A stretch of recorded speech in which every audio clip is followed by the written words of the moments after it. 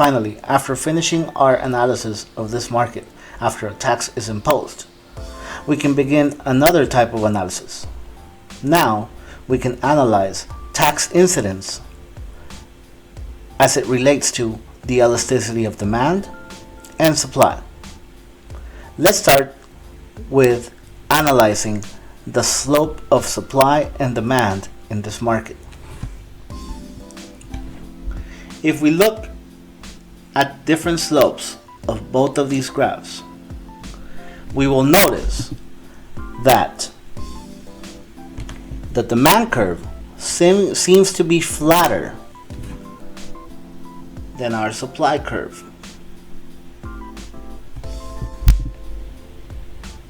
What does this mean? This means that demand is relatively more elastic than supply.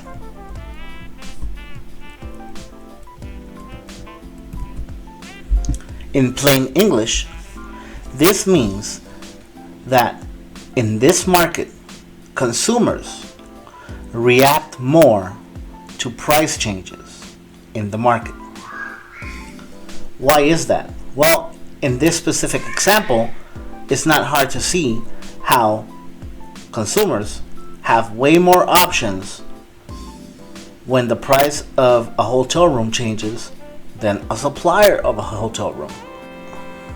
After all, if the consumer sees that prices for hotel rooms are increasing, they can simply decide to not travel or stay at a different type of hotel, or not to stay at a hotel at all. As far as the supplier of hotel rooms, they really have no option but to keep being a hotel. So in the context of this example, this actually does make a lot of sense. What does this imply? Let's remember something we learned in the previous video. When a tax is imposed on a market, we know that that tax is going to be split between the consumers and the suppliers. The only thing we have to figure out is how much or how big is the split.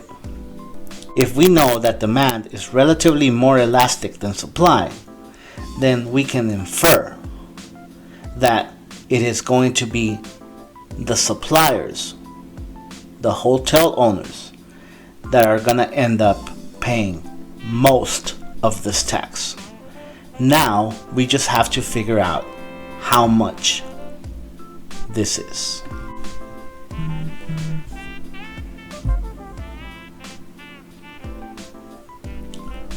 Let's take a look at the graph we had from our previous video. Here we have the same shaded areas that we had after we analyzed the market when the tax was imposed. Reminder, the red area is the consumer surplus, the blue area is the producer surplus, the black area represents all the transactions lost because of the tax. We call that the dead weight loss. In green, we will have our tax revenue. Let's start by analyzing how much of the $30 tax is going to be paid by the consumers and how much is going to be paid by the suppliers. So let's look at point 1 and point 2. Let's draw the vertical distance between the two on this graph. This will be represented by a red line. As we learned before, that red line, which is the vertical distance between point 1 and point 2, represents the $30 of the tax. Notice that red line seems to be bisected by a line that runs through the $100 mark. Why does it run through that $100 mark? Well, that was the initial equilibrium price. Here's how we can analyze that. Below the $100, which was the initial price, and above the supply curve, portion B of the green area used to belong to the producers. So that portion of the red line belongs to the producers. And we can derive that the producers are going to pay $20. We start off at 80 and we move up 10, 20. Now we have $10 left over of the tax. Who's going to pay? Well, if you can remember, above price and below the demand curve, this belongs to the consumers. So the leftover is paid by the consumers.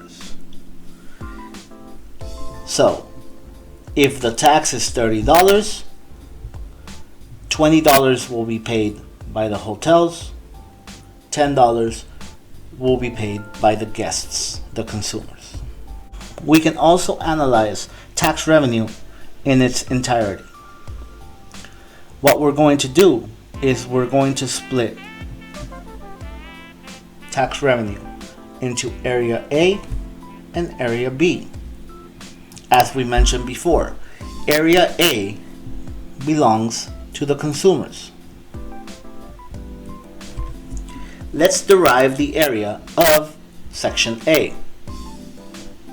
Again, we already know that the consumers pay $10 worth of tax. All we have to do now is multiply it times the number of transactions that we see in this market. Remember, we're starting off at 50 and moving 10, 20, 30. 10 times 30 transactions is $300.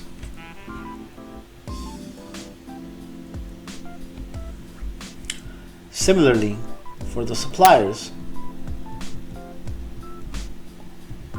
we know that they pay $20 and they also have 30 transactions.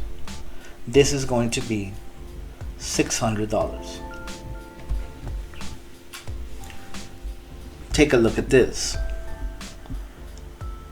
In our previous video, we derived that tax revenue equaled to 900. If you add 300 plus 600, you get that original answer. But now we know who paid what. As we discussed before, because the supply curve is steeper, the supply curve is more inelastic, the suppliers will have to pay more of the $900.